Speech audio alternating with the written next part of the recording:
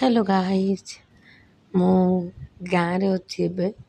ତ ଗାଁରେ ଅଛି ମାନେ ଏବେ ଯେଉଁ ଖରା ଦିନ, ଆମ୍ବ ମାନେ ସବୁ ଗଛରେ, ମାନେ ଆମ ଗାଁରେ ଏଇଥର ଏତେ ଆମ୍ବ ହେଇଛି ତ ପୁରା ବୋଝେ ହେଇଛି ଆମ୍ବ ଗଛରେ। ସବୁ ଆମ୍ବ ଗଛରେ ବୋଝେ ବୋଝେ ଆମ୍ବ ହେଇଛି। ତ ମୁଁ ଯେହେତୁ ମାନେ ଗାଁରେ ଅଛି, ତ ମୁଁ ଆମ୍ବ ନ ଖାଇଲେ ହେବ କି? ତ ମୁଁ ପାରିବାକୁ ପଳେଇଲି ଆମ୍ବ। ବାଡ଼ିରେ ମାନେ ନଗିରେ ପାରୁଥିଲି, ଯେତେବେଳେ ନହେଲା ତ ମୁଁ ଡାଇରେକ୍ଟ ଗଛ ଉପରୁ ଚଢ଼ିଗଲି। ମୋ ସେପଟେ ଯାହାର ଆମ୍ବ ଗଛ, ସେ ମୋତେ ଆସି କହୁଛନ୍ତି, ହେ ଗଛରେ କାହିଁ ଚଢ଼ୁଛୁ କିରେ, ଆମ୍ବ ସେଇଠୁ ଦୁଇଟା ନେଇକି ଯାଉନୁ। ନା ବା, ହେଇ ସରିଯିବ, ଦୁଇଟା ନେବି କହିକି 10ଟା 12ଟା ଖଣ୍ଡେ ଆମ୍ବ ନେଇଛି। ପୁରା ଗଛ ଉପରେ ଚଢ଼ିକି ହାତରେ ବି ତୋଳି ପାରିଲିନି, ଶେଷରେ ସେଇ ନଗିରେ ପାଖରୁ ବି ତୋଳିଲି।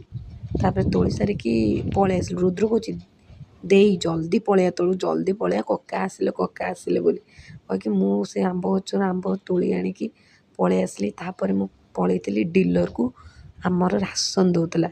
ତ ମୋତେ ରାସନ ଆଣିବାର ଅଛି, କାହିଁକିନା ଘରେ କେହି ନାହାନ୍ତି ଯେହେତୁ ମୁଁ ଯିବି। ତ ମୁଁ ଏଠି ପୁରା ବସ୍ତାରେ ଚାଉଳ ବାନ୍ଧି ଦେଇଛି, 2ଟାକ ବସ୍ତାରେ ଚାଉଳ, ମାନେ 50 କେଜି ଚାଉଳ ତ ଗୋଟେ ବସ୍ତାରେ ଆଣିପାରିବିନି।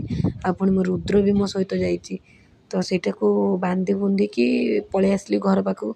ତ ଘର ପାଖକୁ ଆସିଲା ପରେ ରୁଦ୍ର କହୁଛି, ଦେଇ ତୁ ଏଗୁଡ଼ା ଉଠେଇ ପାରିବୁନି। ମୁଁ କହିଲି ଉଠେଇ ପାରିବିନି, ଦେଖ ମୁଁ କେମିତି ଉଠେଇକି ନେଉଛି। ତ ତାକୁ ଖୋଲିକି ଛୋଟ ବସ୍ତାଟା ଆଗ ନେଇଗଲି। କହୁଛି ଛୋଟ ବସ୍ତାଟା ସିନା ନେଇଗଲୁ, ବଡ଼ ବସ୍ତାଟା ନେଇପାରିବୁନି। ମୁଁ କହିଲି ପୁଣି ଦେଖ ମୋର କେତେ ବଳ। ତ ମୁଁ ଯାଇ ବଡ଼ ବସ୍ତାଟା ବି ଉଠେଇକି କଷ୍ଟମଷ୍ଟେ ନେଇକି ଉପରେ ପିଣ୍ଡା ଉପରେ ଥୋଇଦେଲି। ଥୋଇ ସାରିଲା ପରେ ମୁଁ ଆସିକି ରୁଦ୍ରକୁ କହିଲି, ଦେଖ କେମିତି ହେଉଛି। ତାପରେ 4ଟା ବେଳକୁ ମୁଁ ଏମିତି ଶୋଇଛି, ଇଏ ରୁଦ୍ର କ'ଣ କରିଛି ନା ମୋ କତୁରୁ ପଇସା ନେବ ଆଉ ମୋ ଫୋନ୍ଟା ଟିକେ ଧରିବ ବୋଲି କହୁଛି, ମୁଁ ତୋତେ ମୋଡ଼ି ଦେବି, ତୁ ମୋତେ 2ଟା ରୋଲ୍ ଖାଇବାକୁ ଦେବୁ ଆଉ 20 ମିନିଟ୍ ଫୋନ୍ ଦେବୁ। ମୁଁ କହୁଛି କି 20 ମିନିଟ୍ ଫୋନ୍ ତ ଚଳିବ, କିନ୍ତୁ 2ଟା ରୋଲ୍ 100 ଟଙ୍କା। ଦେଖନ୍ତୁ ସାଙ୍ଗମାନେ, ଇଏ ରୋଲ୍ ଟିକେ ଖାଇବା ଆଉ ଟିକେ ଫୋନ୍ ଧରିବ ବୋଲି ମୋତେ ବସ ଖାଲି ମୋଡ଼ୁଛି, ନହେଲା ବେଳକୁ କେବେ ବି ମୋଡ଼ାମୋଡ଼ି ନାହିଁ।